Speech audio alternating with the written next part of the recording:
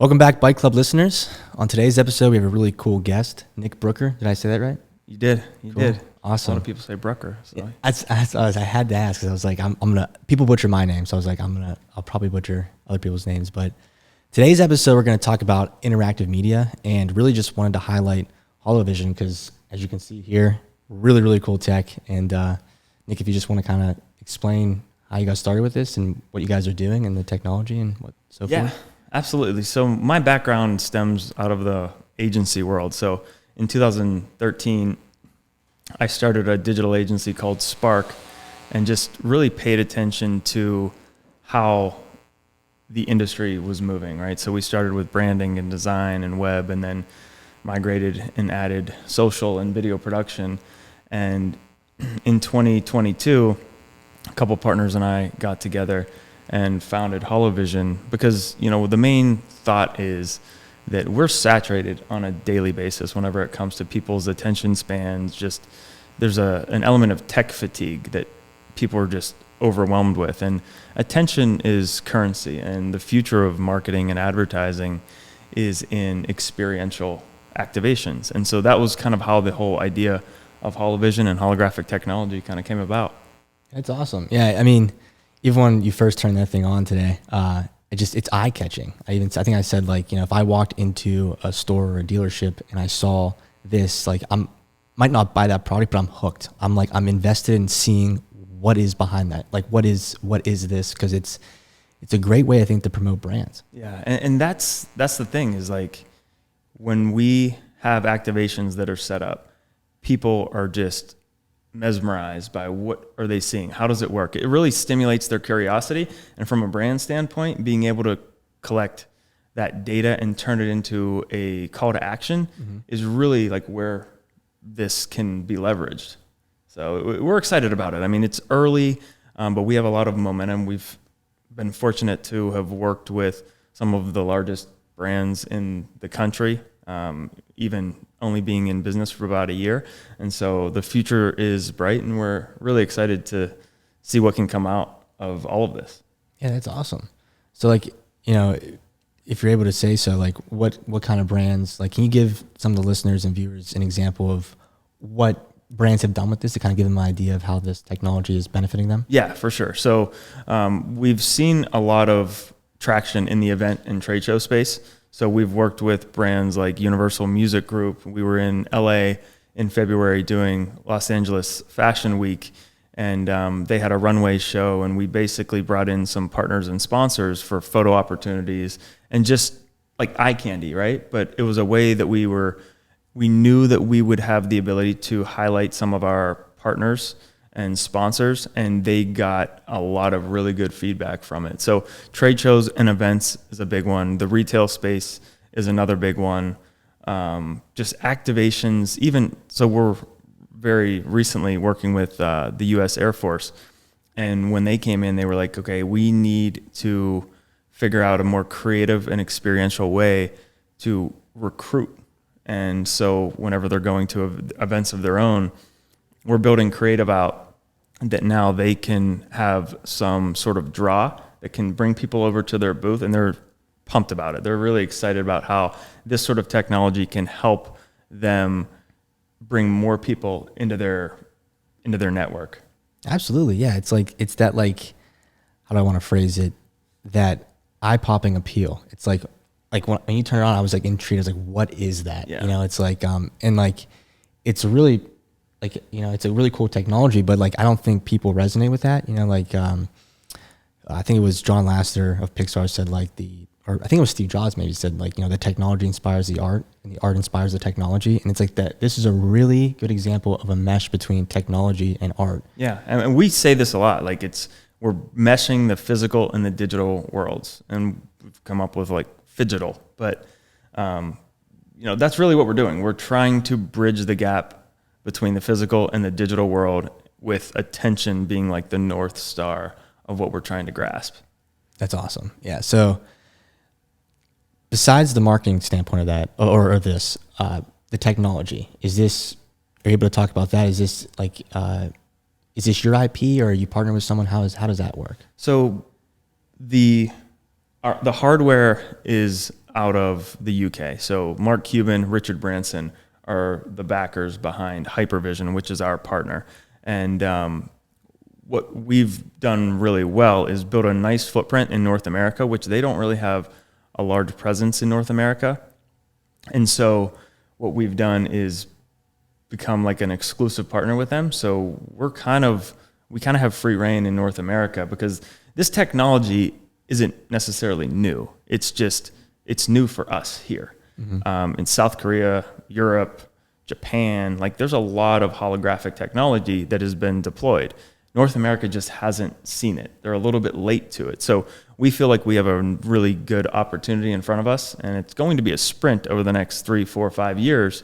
But we're really kind of focused on bringing the right types of client profiles into this and leveraging the opportunity that we have. And they've been a great partner to us. They're an industry leader in terms of like the hardware around holographic technology.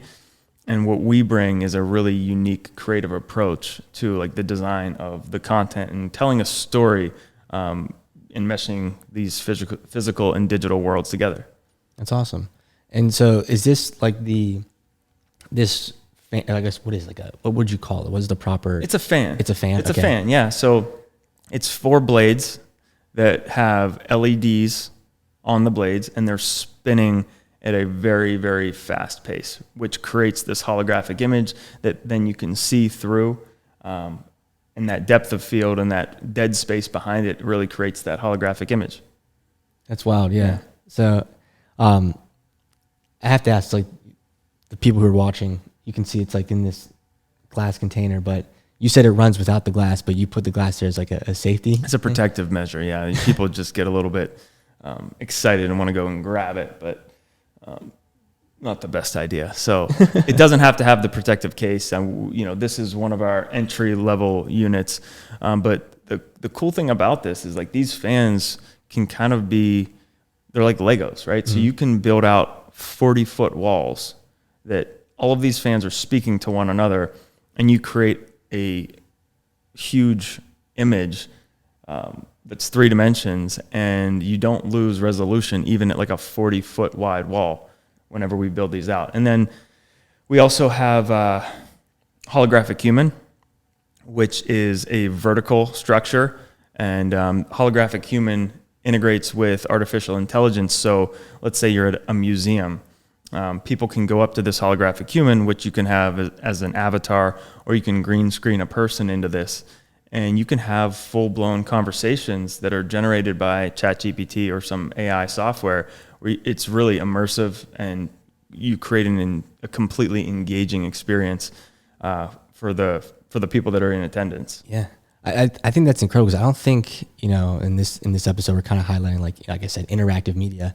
I don't think people realize how big that's going to be going forward. I mean, okay, you can take Disney World, Universal Studios, all those amusement parks, sure.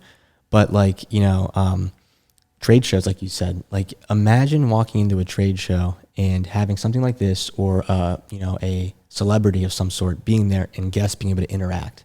Like this interactive technology, this interactive media takes marketing, of course, but just like experiences in general to a whole nother level. Like there is now this, like, even with, you talk about AI, this like, the barrier of entry into people interacting with exhibits or displays, I mean, is going to change drastically, I think, in the next like 5 to 10 years. Yeah, right. And I think the future of advertising and marketing is experiential, because everybody's trying to capture people's attention, and there's just less and less ways to do that.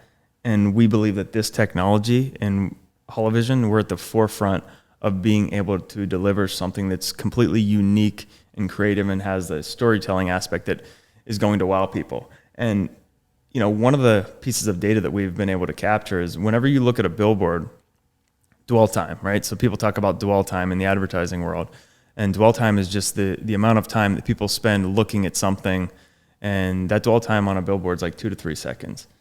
This technology at this point in time is upwards of 2 minutes of dwell time. Like that is a long time to really tell a story or create a call to action with a consumer.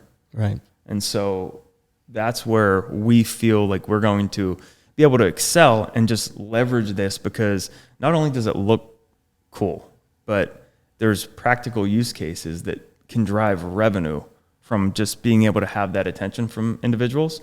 And so that's where we're at, and we're excited about all the opportunities that are ahead. Right. And like, honestly, like, what other marketing or branding aspect has that AI and like that AI piece like that? I don't know of anything like that. Like, that's like, to be like able to have an advertisement, for lack of a better term, where people can interact with it and get answers to their questions, stuff like that. I mean, that's incredible.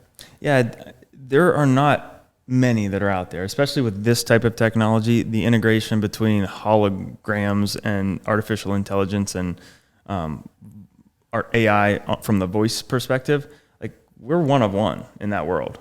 So, there's a lot of room to learn and grow, but we're trying to really tap into that market now, because we know that it's not going to be there forever. Right.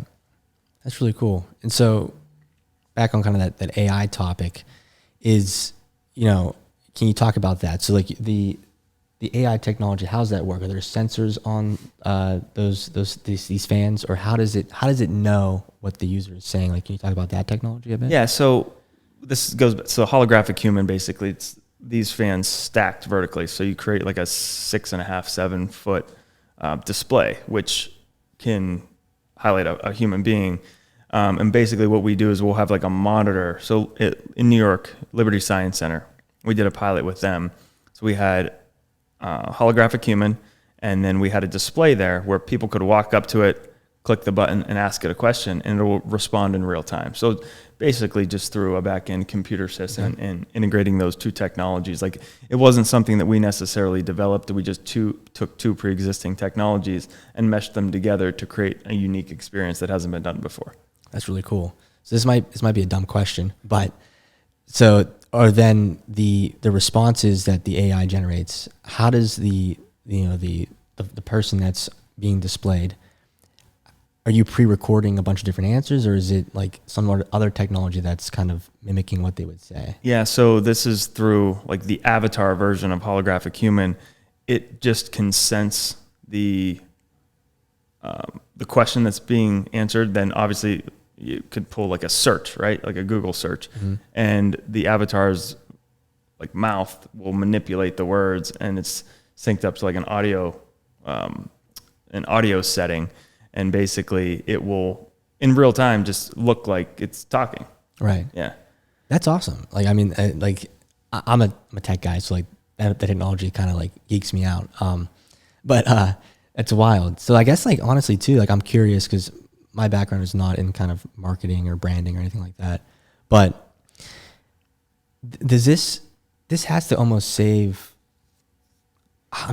the entrepreneur in me is like thinking this saves brands money in a way, because, okay, if let's say I hired a celebrity to be the face of my company, mm-hmm. but I'm going to put them at, different venues through this technology, and I have their like image and likeness, but they don't have to physically be there to actually talk or record anything, because you can use your technology to kind of mimic what they're saying and their voice and stuff like that. So like, is that appealing to businesses, or like? Yeah, it's appealing to businesses for that exact reason. But a lot of times it's us having to educate them, because they aren't aware that this sort of capability is even available, right? And so like, once we start to talk about, hey, these are the practical use cases of what we can do with this technology and how it will impact consumers and just people who want to interact and engage, then their eyes kind of like get big, and it's like, wow, we didn't even realize this was a possibility. So right. Yes, from a cost saving standpoint, people big companies spend a lot of money in retail on print a year, millions of dollars a year in print, which the creative on this is you can change it from your phone, from an app. You just sync up to the unit, and you can change and sift through pre-existing content. You can develop new content, and the structure of the unit doesn't change. So you are saving money with a better output and a better experiential output than just like static 2D signage or posters or retractable banner stands and things like that. So I think once the industry comes around to like learning and us educating them more on it, I think you're going to start to see a lot more of this in events, in retail settings, stores, all of that. That's awesome. Yeah. That's really cool. I mean, like, yeah, I just, even like in the retail space, like, what was it? Where was I at? I was at, Lululemon. Mm-hmm. So they had, I don't know if you've ever seen their like workout machine that they sell. What, the wall thing? Yeah. The mirror wall thing, or whatever? Yeah. You know, and it's like they had like this video playing on when I was at the store there. It was cool. I mean, like, you know, it's just the 2D person talking about, explaining the thing. But like, imagine this there, and like you have like this, an instructor sitting there in your face. Mm-hmm. You know, it's like that wow factor of like, oh shit, like that's pretty damn cool. Yeah. You know, And like we're on the cusp of developing some different ways of how we can utilize this too, because we haven't been in business that long. Mm-hmm. We've gotten a lot of traction, but so the other thing that we have is the ability for, you brought up the dealership example earlier. We have the ability to a potential somebody coming in looking to buy a car. You have a kiosk set up that can be controlled by a trackpad. You can build your own car, seeing it in this version, and it can change in real time. Like the ability to like manipulate things from the user perspective and then seeing it right in front of them. There's value to that too. 100%. And it's going to increase the likelihood that they probably make a purchase.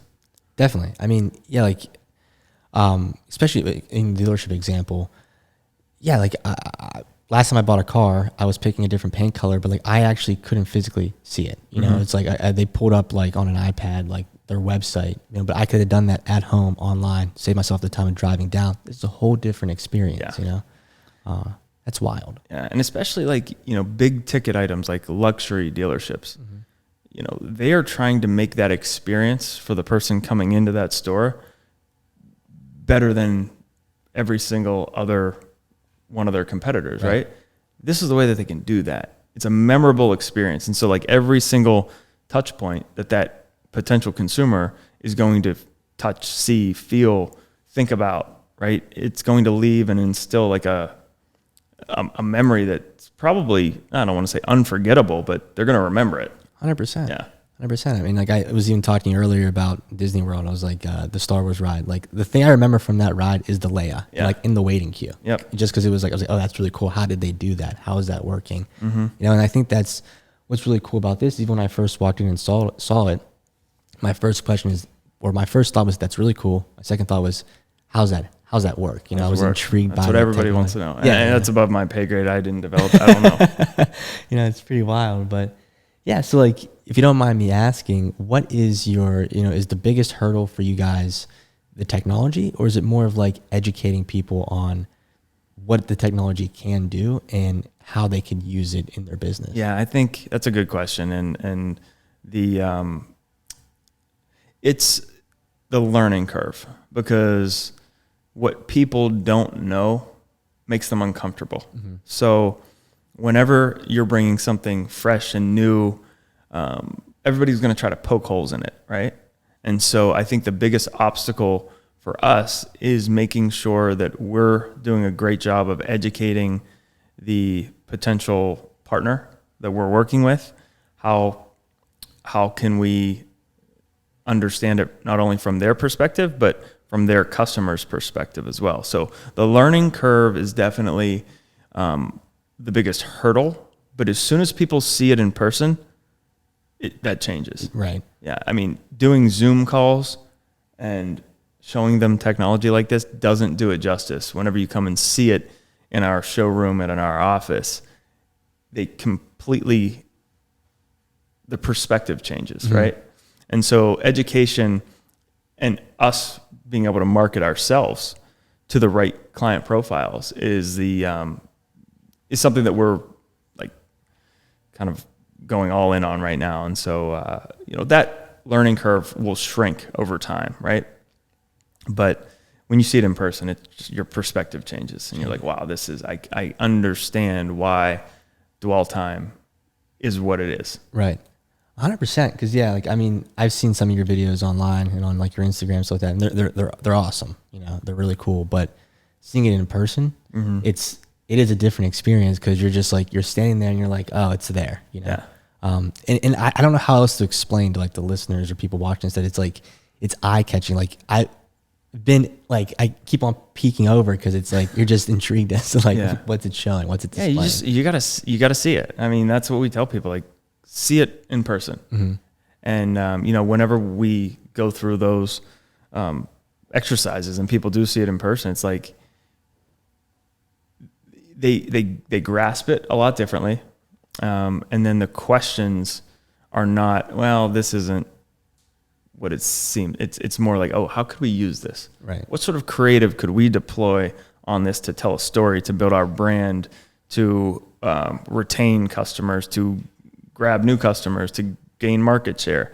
And that's the exciting part when you have new technology. But when you have new technology and you don't have a lot of adoption early on, it's educating people to get them to that point. Right.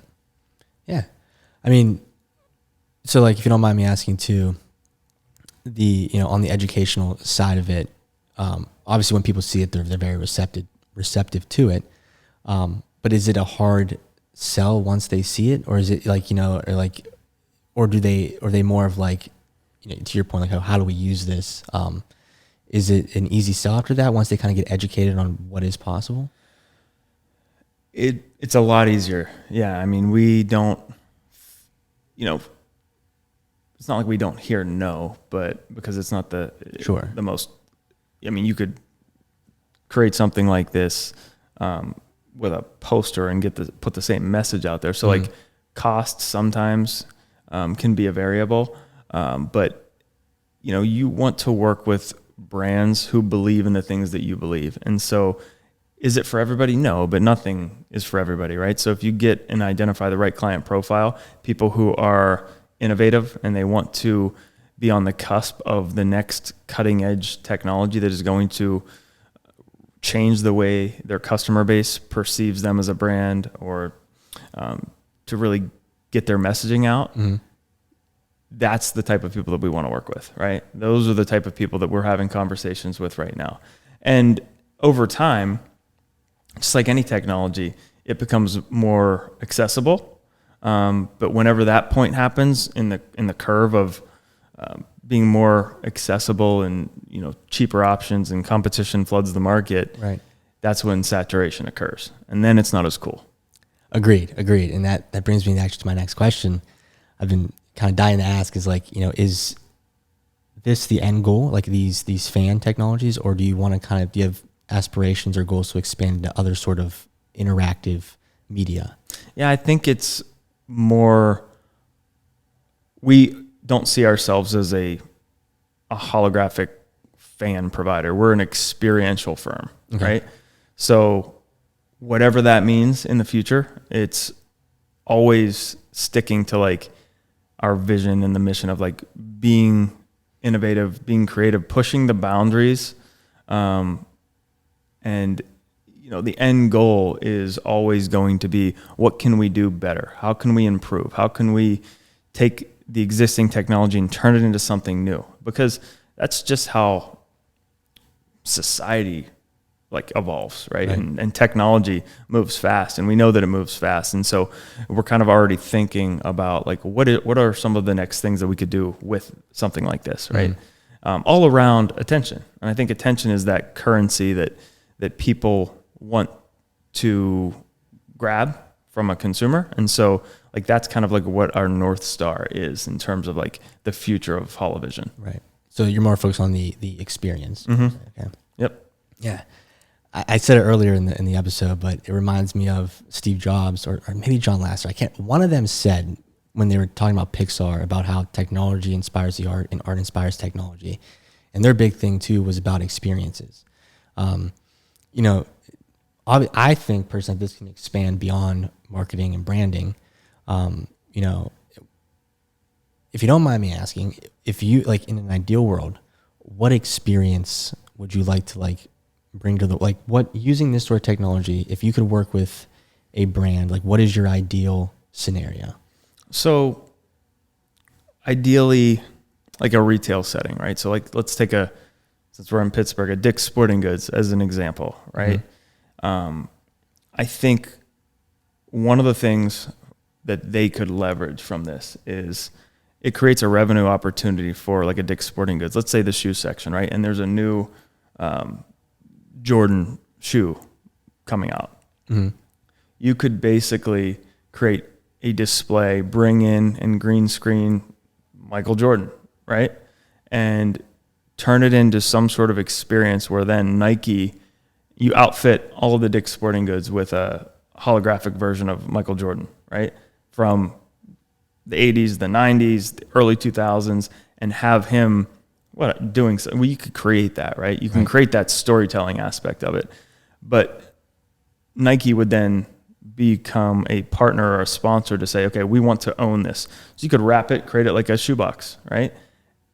That experience is going to drive revenue, not only for Dick's Sporting Goods, but for the Jordan brand. Not that they need it, but that's just an example of like how this could be put to use in the most creative and experiential way possible that is going to give consumers that are walking into that store another touch point, but something that differentiates Dick's Sporting Goods from, competition. 100%. And another thing is this, like people in the retail world are losing a lot of market share from online shoppers. How are you going to drive people back into those stores in the future? Something like this could do that. Yeah. Because you're creating a destination for them to not only just purchase or buy athleisure wear, but something that they're going to go, it becomes a social opportunity for them. It becomes an interactive opportunity for them, all brought to you by Nike, Jordan brand, Dick's Sporting Goods. That's newsworthy. There's press opportunities that come with that, all of this stuff. 100%. Yeah. And even too, like, I think like I'm not a shoe guy. Like I don't own a pair of Jordans, but I would personally go in this example of Dick's Sporting Goods just to have that experience. And you just increase my chances of purchasing a shoe. Yeah. By like a great amount. Yeah. There's another statistic too, is like point of sale, like having this technology at point of sale, highlighting a product increases point of sale purchase by upwards of 30%. That's a big number. Yeah, that's awesome. At scale, that's enormous. That's wild. Because I mean, yeah, and like you add on that experience. I mean, how many people like go to like I was in Chicago. I went to the Starbucks Reserves, like the largest one in the world, or whatever. I love coffee, love Starbucks, but like I went there just because for that experience. Like, and I bought a ton of drinks. I bought a bunch of random stuff. But like it was like I went there just for the experience, and once I'm in there, I'm hooked. I'm gonna start buying stuff. Yeah.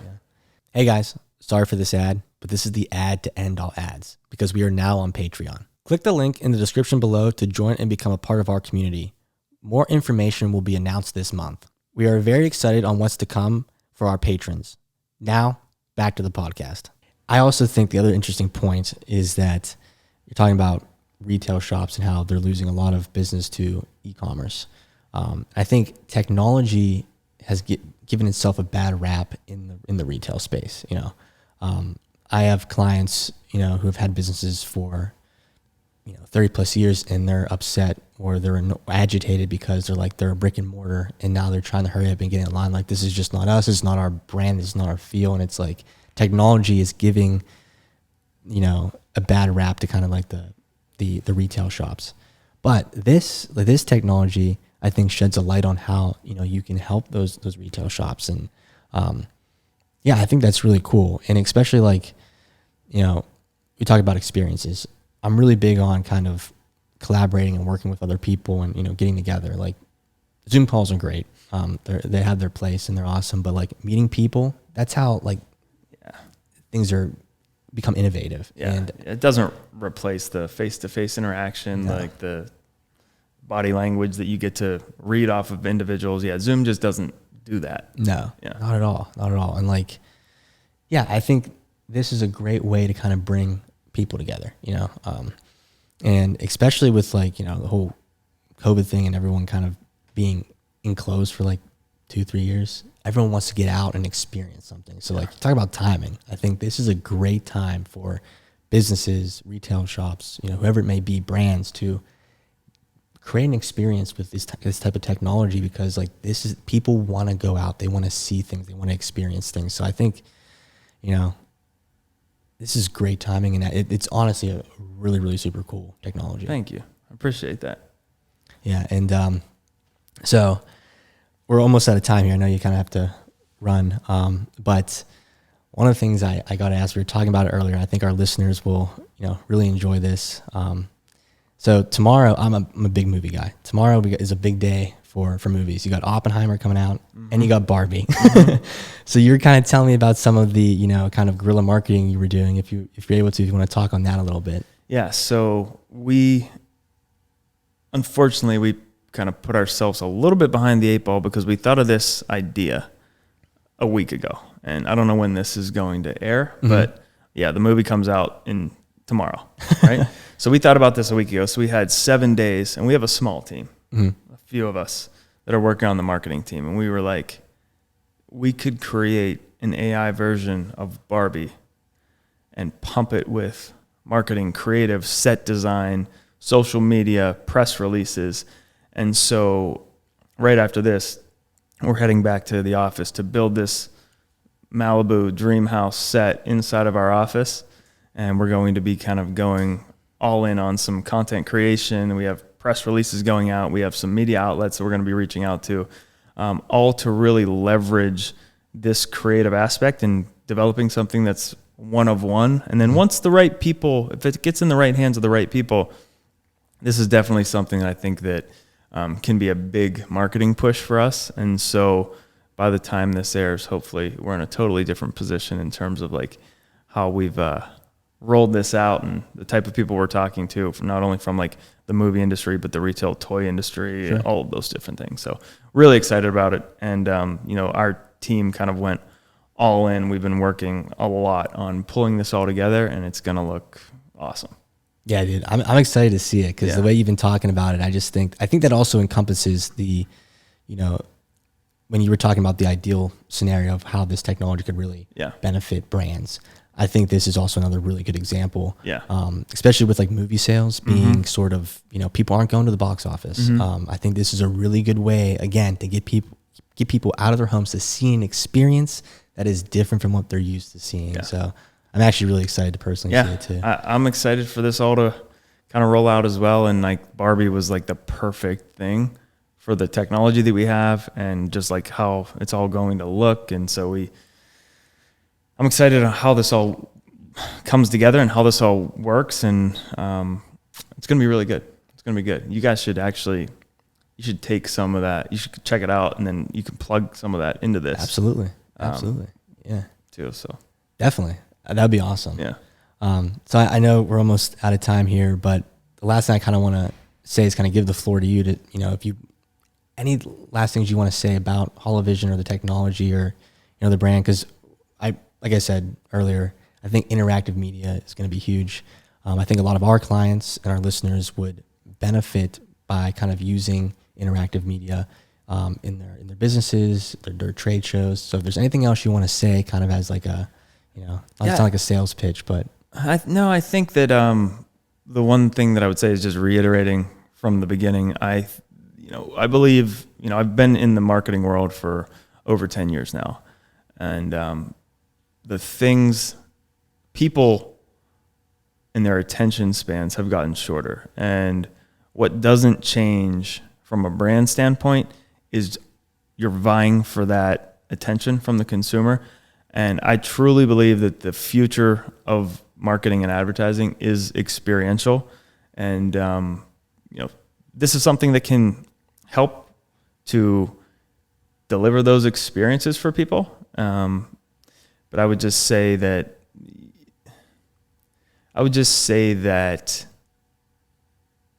technology is always going to evolve, right? So you have little windows in time to build something before you have to revamp and do it again.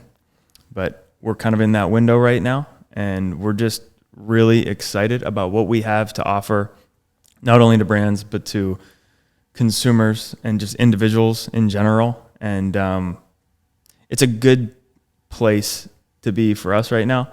And yeah, I'm excited about everything. So I'm looking forward to it. Yeah, that's a really good point, because I think we talk a lot here at ATSAP too about the importance of innovation.